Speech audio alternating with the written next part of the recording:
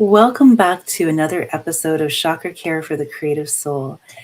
Hello, I'm your host, Pollyanna Blanco, and I'm so excited to be back here with you to talk about the 5 signs that it's time to upgrade your spiritual hygiene in the year of the fire horse. And I'm a sacred self-care coach and creative midwife, and Chakra-Care for the Creative Soul is a show that offers you a sacred invitation to slow down, restore calm, and connect with your heart mind so you can tune into your inner riches and embody your divine creativity. In these shifting times, restoring the sacred to your self-care has never been more important. If you identify as a light worker in any form, I am here to support you to care as much for yourself as you care for the world while you're birthing your dreams into a beautiful reality. So let's hop into the topic of today's show. I've got a lot to share with you, and there are many more shows that are going to come out of each of these topics. Excuse me. So, yes, exciting. We're on the cusp of the new moon solar eclipse and the beginning of a brand new lunar new year, the year of the fire horse. And hand on heart, I've been feeling it myself. I don't know about you. Please feel free to drop a comment in the live chat during the show or in the comments afterwards. I feel like everything up until now has been preparing us. And January has been a time of sort of a culmination of things that started back in October, November, at least for me personally, in terms of really unpacking a lot of old energies and transforming and transcending them.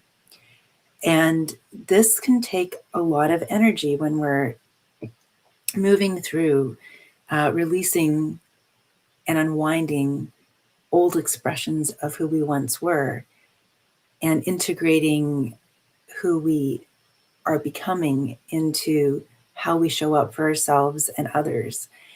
And so the very first key thing to keep in mind in 2026 is, well, this is an ongoing journey. There's also this excitement, this momentum building. Horses are passionate, they are dynamic, and at the same time, they are highly intuitive and they respond to our emotions. They feel when we're anxious, they feel when we're confident. And that's why horses are used in therapy. And so when we think about the passion of a horse, and also that's on the outside, on the inside of a horse, horses offer coherence fields. That's why horses used in therapy are a way for us to feel held and safe when whatever we're feeling is present. And horses will also mirror to us what we are experiencing. And in the show from 2 weeks ago, I talked about that. So if you haven't yet watched that show, I encourage you to check it out. So my very first point about, why sacred self-care is essential in 2026 in this year of the fire horse is presence is your power. And power is your presence. It goes both ways because there's this fluid and dynamic inner outer flow, this harmonization of what we're feeling within so we can express it fully without, that is so key. And that's why spiritual hygiene, whatever you've been using up until now, I've been noticing myself, I've needed to upgrade my own way of, doing spiritual hygiene. And so today in the show, what I want to just bring into your field of awareness are nuances to just offer you some little kind of chiropractic soul adjustments so that you can lead into this year with your light of awareness shining a path forward for you. So when I talk about presence is your power, one of the signs that your spiritual hygiene is maybe asking for an upgrade, and again, only take it if it resonates for you, is that you are finding that you're leaving your body and relying on running on autopilot. The world is speeding up so much. The remedy is to occupy your being. And before the show, just in full transparency, I have to give a shout out to Izzy Ivy for creating this amazing oracle deck. It magnetized me to it so profoundly. And I felt really guided before today's show to pull some cards. I pulled 5 cards from her Light Code Apothecary, and they're guiding the things that I'm going to be sharing with you today. So if you'd like to check out her oracle, feel free to do so. It's medicine, and it's so aligned with everything that I feel guided to share with you. So the remedy to being on autopilot is to occupy your being. What this means is to reside within your inner temple and restore a sense of that at oneness within yourself. And this happens by getting grounded, as well as calling back pieces of yourself that may have gotten scattered along the way, that you broke off to make yourself feel okay, to fit into situations that were not a full body yes, where you might have bargained with yourself and others to force a fit. And with so much going on in the world these days, many are also collectively experiencing overwhelm, uncertainty, and concern. And it can feel at times like the poet Wordsworth said, that the world is too much with us. So for a lot of us up until now, this has been an escape hatch. It's been about fleeing the body, past traumas, past dramas, past hurts. And this is why the antidote is to really find a safe way to occupy your body. Because the spiritual hygiene aspect of this is when, and I've learned this and I've witnessed this not only in myself and in others and in clients, is that unoccupied space in our body, when we disassociate or flee, leaves room for psychic squatters to move in and hang out. And this also leaves less space for you to inhabit in your own body when you attempt to return to it. It can also make it feel increasingly less comfortable to even come back into your body, because there's less space for you to take up in your own inner temple. And this only further reinforces a cycle of fleeing. As a light worker myself, and if you're watching this, if you're drawn to this show, you already know what you've been through. And I bow before you, and I place my hand on my heart before you, because the soul calling to make this world a better place, to be here on this time as a conscious being and a conscious co-creator, takes a lot of creative courage and spiritual tenacity to really walk that walk. It can be lonely at times. And another sort of slippery slope, which is part of the journey that we all pass through, is spiritual bypassing. And this can be a residual effect of not feeling at home in ourselves because we fleed our inner temple and allowed other energies, interference energies, to move in. And so we seek to escape that, to kind of create a home outside of the body, if you will. And this can leave us ungrounded and unembodied, when in truth we came here to integrate our divinity into our humanity, to be the divine humans. And so we've been piecemealing this together for a long time, following the breadcrumbs. And sometimes it can feel like a lot to go and do what oftentimes can feel on our own. So the supportive spiritual hygiene upgrade here is to adopt both a grounding practice as well as somatic anchors that bring you back into the present moment in your body, along with having empowering, energetic clearing practices so that you can evict those interference energies, command your light, and maintain your field maintenance through the power of your breath coherence. That's going to be a whole other show. Like I said, I am just going to brush the surface here of all of these key things because 2026 is the year for your sacred self-care.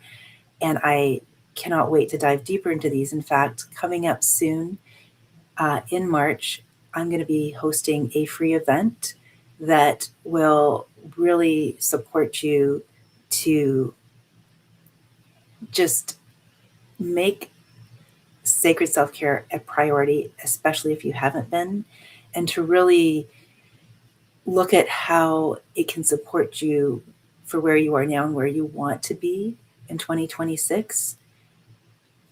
Okay, so moving on to sign number 4. Your inner environment in 2026, bar none, and I cannot emphasize this enough, needs to be as important as your outer one. You know, we spend a lot of time decorating our environments, putting crystals out there and incense and changing the colors and feng shuiing things. And that's really important because our outer environment can be a container to support us to feel at peace, to feel like we're in our sanctuary. And at the same time, we also need to cultivate an inner sanctuary within ourselves. It's not enough anymore just to surround ourselves with crystals and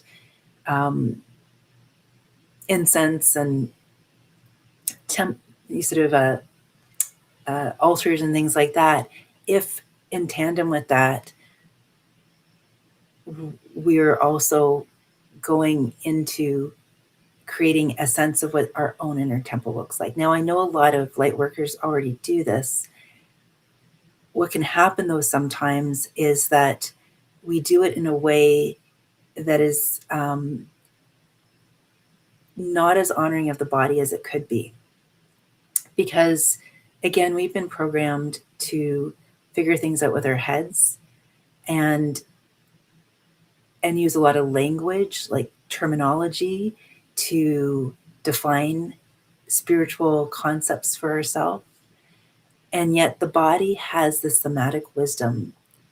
And having movement practices that support us to connect with the body and its language, like even a simple practice of giving the body a voice when you're making decisions. I know I used to make decisions where I would, for example, be trying to decide if I wanted to do something. And I would, in hindsight, now I know it would be not a full body yes. I would be bargaining with myself. And it was because I was letting my head run the show and call the shots. And if there was an indication in my body that it wasn't a full body yes, my head would dismiss some of those things or minimize them or downplay them. And then in hindsight, I would look back and say, why didn't I listen to my body? So one simple way you can do this, and you might already be aware of this, is muscle testing. And one of the easiest ways that I've learned to muscle test on myself is to do like an infinity symbol with my fingers and just to say something like, my name is Pollyanna, my name is Bob. And as I'm speaking, I'm not using my head because I'm talking to you. I'm just letting my body also participate in the conversation. And right there, there's a truth teller, right? So really honoring our body through letting it have a voice at the table and not seeing it as less important is really key. And I also have another gentle movement practice, and there's so many somatic practices out there. It's called chakra dance. I've been a licensed facilitator now for well over 10 years. And it literally is an inner journey to sound healing music that allows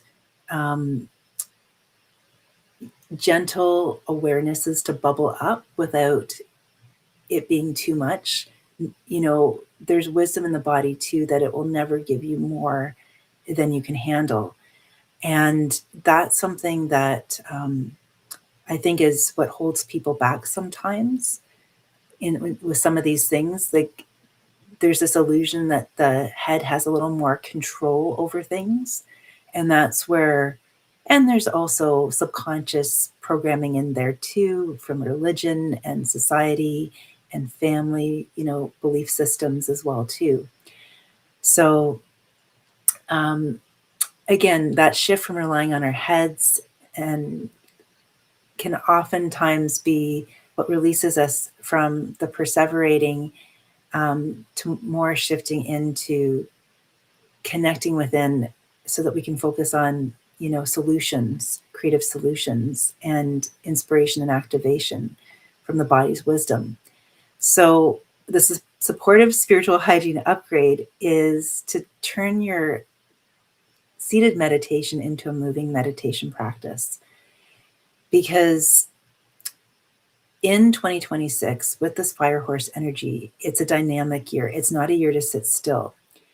And having been a dancer for most of my life, I used to perform and compete in ballroom dance competitions. I did that for 13 years, and I did ballet for 17 and flamenco for 3.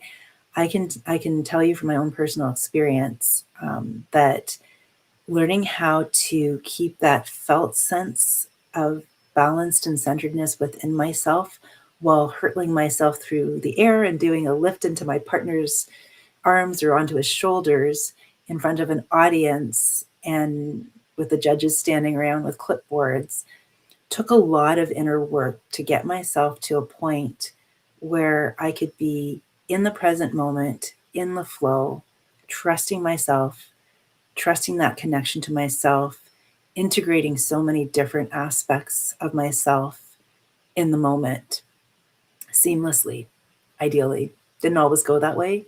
When it did, it was beautiful, between the inner and the outer. And so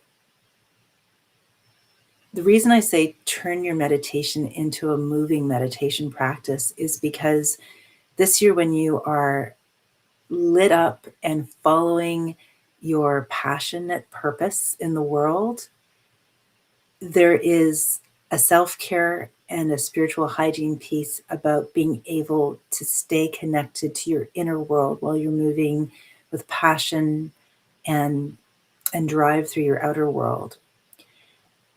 So that when the feelings, the sensations, the memories, the insights begin to gently bubble up, you can move the energy in real time in the present moment without them dragging you down or creating slag or drag.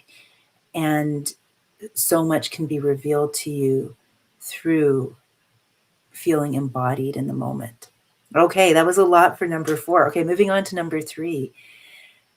In 2026, this is what I've been guided to share with you. Creativity is multidimensional wellness. I'm going to say that again. Creativity is multidimensional wellness. Wellness and creativity have merged in 2026. And a sign that it's time to upgrade your spiritual hygiene is that you're slipping into binary black and white thinking about the state of the world out there, or even your personal dreams and visions, if they haven't yet fully manifested yet. Because while you understand on a deep soul level that it's about so much more than black and white thinking, there will be moments with all the rapid shifts and changes happening that strike a chord where you really say, enough of this, I want to see this instead. And in order to truly tap into your creativity, it requires a multidimensional quality of wellness and inner health, which means that the remedy and the key here, and I cannot emphasize this enough, is to remove the judgment around what is good and bad. The key is to focus instead on loving the unloved parts of yourself back into the light of your wholeness. Because from your oversoul's vantage point, you are not broken. You are whole. You've never been broken. And yet, honoring the experience at the same time of feeling, with air quotes, broken, is just as essential. It's not about one or the other. It's about compassion. So I've seen a lot of things out there saying, you're not broken, you're whole. And one of the things I started learning 20 years ago, quite early on in my inner awakening journey, is that I would tend to see people on a soul level. And this would create this dichotomy between seeing people on a soul level and holding that space for them without realizing that I wasn't also seeing them on a human level, because I also wasn't doing that inside of myself. And this can set up a duality, right? When we're meant to merge the divine into the human. So when we can stop judging those so-called broken parts, and which only keeps them suppressed, shamed, and pushed into the shadow of our subconscious, then we also release this internal swing between pride and shame. And at the heart of it, that's what I truly sense and feel fuels binary thinking. It reinforces thoughts, behaviors, and attitudes that continue to lead to negative outcomes in our experience of life. That's a whole other show. I can't wait to unpack that. I know just yesterday I went to see Wuthering Heights, the movie, the new rendition of it. And I used to love, love, love that novel when I was in high school. I read it multiple times. And the version of myself that read it back in high school saw it as this, Gothic Victorian romance. And the version of myself watching it today, and part of it was perhaps the way it was depicted as a movie. I had this aha moment this morning. I'm like, this is not a romance by a landslide. This is a trauma bonding psychological thriller that Emily Bronte didn't have the modern language, psychological language we have today, that was being presented. She was trying to present it as a warning to us about the danger of, suppressing the shadow and not shadow dancing and inviting the shadow to become part of our light. We cannot be light workers without acknowledging our shadow and integrating our shadow, because without that, shadows become our sickness if they remain shadows for too long. And that movie was like, bar none, it's still haunting me a little bit. And yet it was powerful medicine watching it. So I don't know if you've seen it yet and you want to drop a comment about that, but wow. Wowie, wowie. That was a movie for sure. So the key is about being present with your shadow, accepting and even loving these aspects of yourself. As you do so, you neutralize the energetic charge around them. You dissolve the emotional triggers around them so you can begin to integrate and liberate them and travel lighter, freer, and more authentically yourself. So really, it's about supporting yourself to embrace the practice. And it's such a simple practice of noticing what you're noticing. This is the spiritual upgrade for sign number, I'm losing track here, sign number, number 3. Okay, sign number 3, because what we want to do is integrate our shadow rather than project it onto others, or even spiritually bypass it to surf moonbeams and rainbows as spiritual escapism from it. So the key here is the non-dual thinking. That's the transcendent state that supports and nourishes a genuine high frequency love and light as a light worker, because it reflects wholeness to us even when we're faced with life's ups and downs, which inevitably we will be, and those plot twists. Because as we extend the same compassion that we have for ourselves to the world, that's when we become the light leaders we came here to be. We've done our inner work and it ripples out to the world. Okay, so my second point, we're down to number 2 now, is in 2026, the year of the fire horse, coherence is wealth. Coherence is wealth. You have all of these inner riches. And one of the signs that it's time to upgrade your spiritual hygiene this year is that you notice your mood is being affected after being in different spaces and places more dramatically than ever before, whether it's online or in person. because so much is happening in the collective. You know, people are feeling things more intensely, and a lot of us are awakening and doing our inner work. Not everyone is. And for those that are still repressing and suppressing or reacting to what's going on out there, it's getting louder for them too, and more distressing for them. And if you are sensitive to energy, it's going to be amplified for you too. So, this is a whole other show. I'm just going to sort of scratch the surface today, but it's all about coherence. The remedy is coherence over dissonance, because a coherent state restores the quality of the felt sense of the unified whole that's balanced and centered inside of yourself. And it occurs when the mental, emotional, and physical, even the energetic aspects of your multidimensional being are in harmonic resonance and sustained high frequency.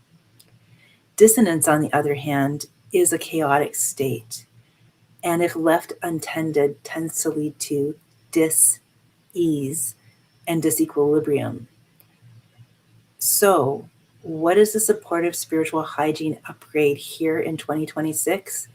It is bar none, at a time when everything's speeding up, to honor your need for rest.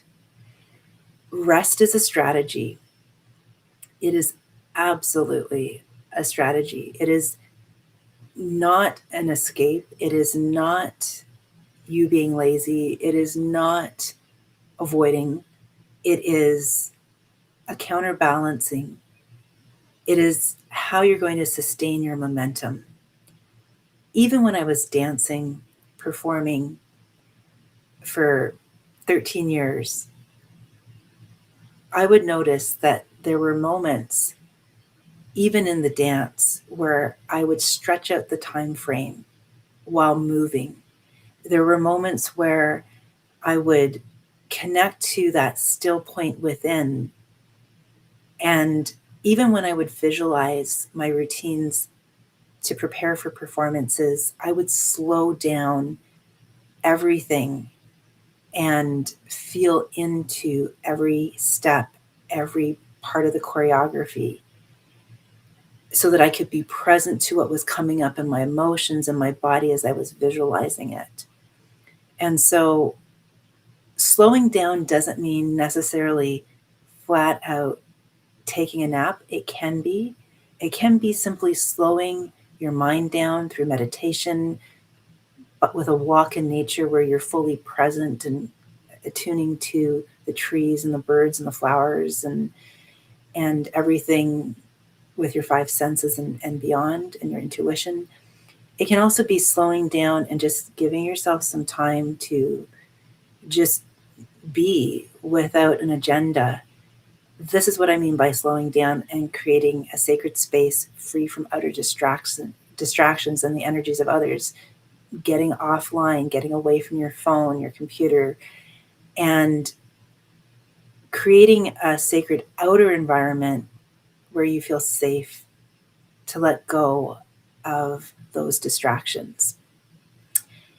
Because this supportive outer environment also creates the spaciousness and the right vibe to cultivate a strong inner sacred container where you can nourish an inner journey with yourself. I like to think of it as the Russian doll effect, right? You know, if your outer environment is, and I'm explaining this in a different way than I have before, but it's this idea of like you have a safe space outside that then creates the frequency for a safe space to be cultivated within you. And this is where sometimes too, working with someone in the beginning to guide you through that experience is also incredibly supportive to empower you ultimately to do it for yourself. So if that's something you would like some support or guidance with, you know, check the links below this video, because definitely that's something I can support you with. So within the sacred space that you've created for yourself, one of the great spiritual hygiene upgrades that I love to do is a simple practice where I call back my energy cleansed, cleared, and renewed I like to use the violet fire or any other high frequency color that calls to me in the moment. And this is something you can do too. You know, you can listen to what colors are coming up that you feel intuitively drawn to use, and use this time to really reconnect with your own soul song and felt sense, because this is so deeply restorative and so therapeutic in the sense that you tune back into your own home frequency. And when you're back in your home frequency, back at home inside of yourself, then it makes it a lot easier to move on to the next and final sign that it's time to give your spiritual hygiene an upgrade in 2026. And that is that authenticity is your architect. And one of the things about that is, just to unpack what that means a little bit, is that when we're being true to ourselves, it requires us to also release old identities, old stories, and oftentimes even let go of relationships that no longer, match who we are, whether it's just common interests or outlook or focus in our life. And so when I say authenticity is your architect, what I'm getting at here is we have times in our life where we can feel very connected to that at oneness within ourselves. So say, for example, you're meditating or you're channeling or you're intuiting or you're contemplating or you're attuned to the nature, that natural environment or the nature, your pet that you're cuddling with, and you're feeling that beautiful oneness. And then you're going back into your day-to-day mundane activities and you're wearing different hats. You're doing different dances depending on who you're with and what the situation calls for. And so this sort of going back and forth between the two is something where we can find ourselves at times, especially in the mundane, dancing different dances aspect of it, pinching off aspects of our authentic self in order to fit in. And this is where the ego comes in. We all have one. And the key is to, in 2026, is so many people are talking about it. It's like you'll hear people saying things like, it's time to just, stop, being who other people want you to be and be authentically yourself. It's time to just, trust yourself more. It's time to let go of the people pleasing. It's time to be unapologetically yourself.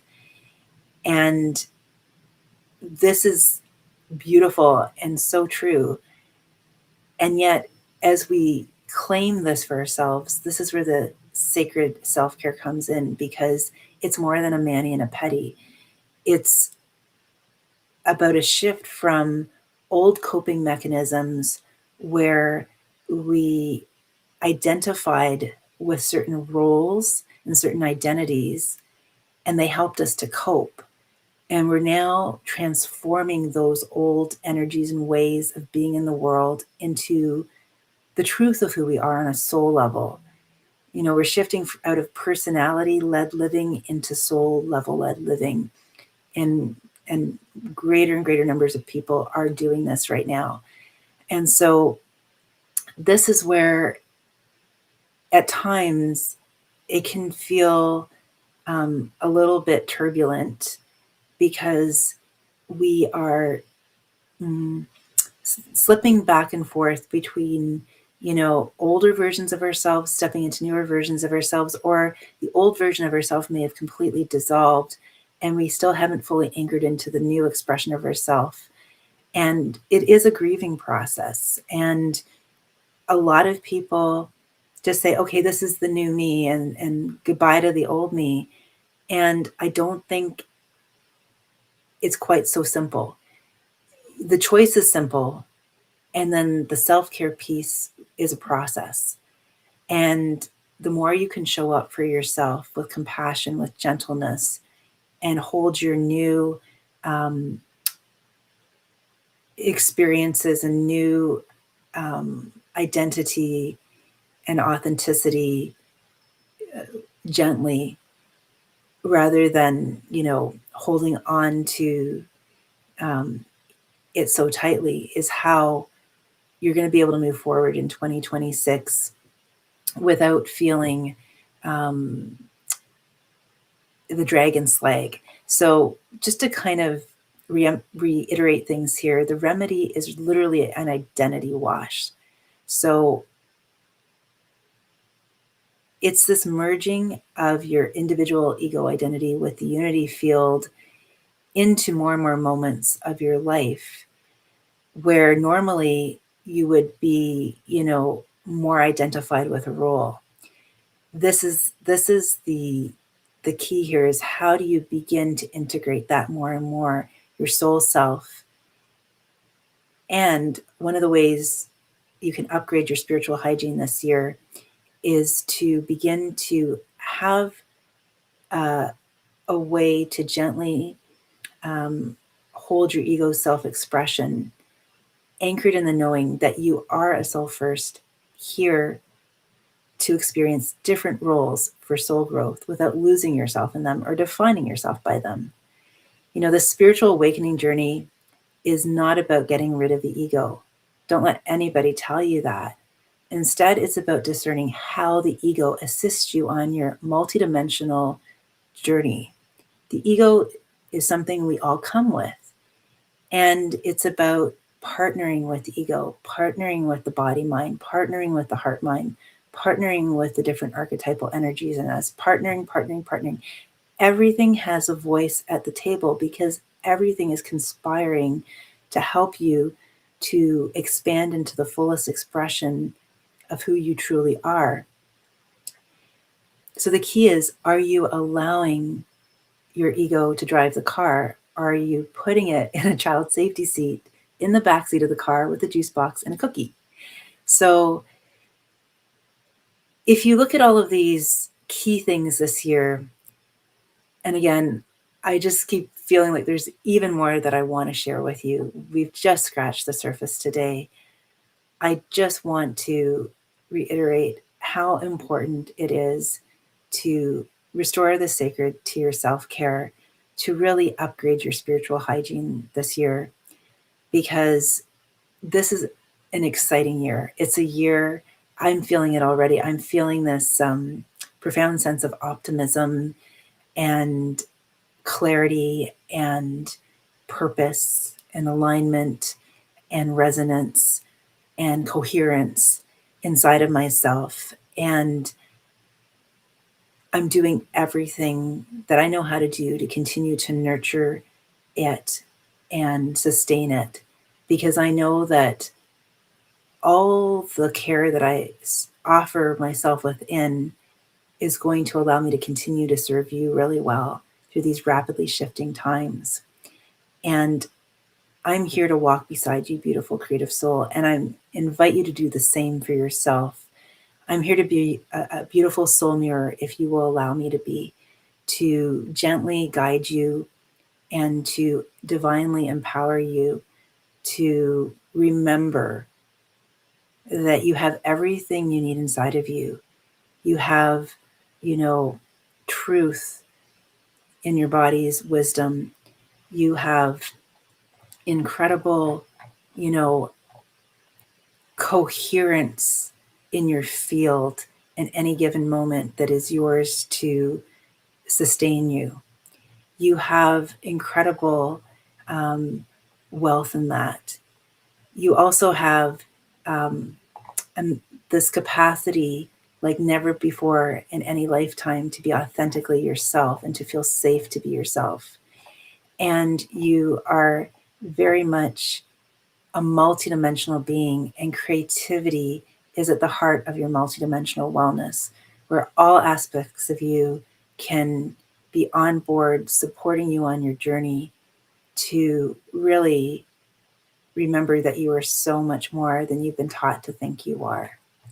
So I am excited to keep walking beside you and to keep sharing more with you. As I mentioned earlier in the show, there is going to be an event coming up in March, and I'll drop more information as we get closer to that. And I'm going to be diving into each of these topics in individual shows in more depth. And I'm going to just check the chat in case there are any questions. Oh, I think there is a comment here. Nope. Okay, there isn't. I thought it was, but that's okay. Feel free to comment if you're watching this on replay. I know I attempted to share the show earlier, and there are always upgrades with technology too. And my screen was automatically muted, which is a new thing. So I just hopped back on and said, it's all in divine timing. So on that positive note, keep trusting how things are flowing in your life and what's being revealed to you, because it's all here to serve you so well, beautiful creative soul. And I look forward to connecting with you again 2 weeks from now on Sunday. Be well. Lots of love and light.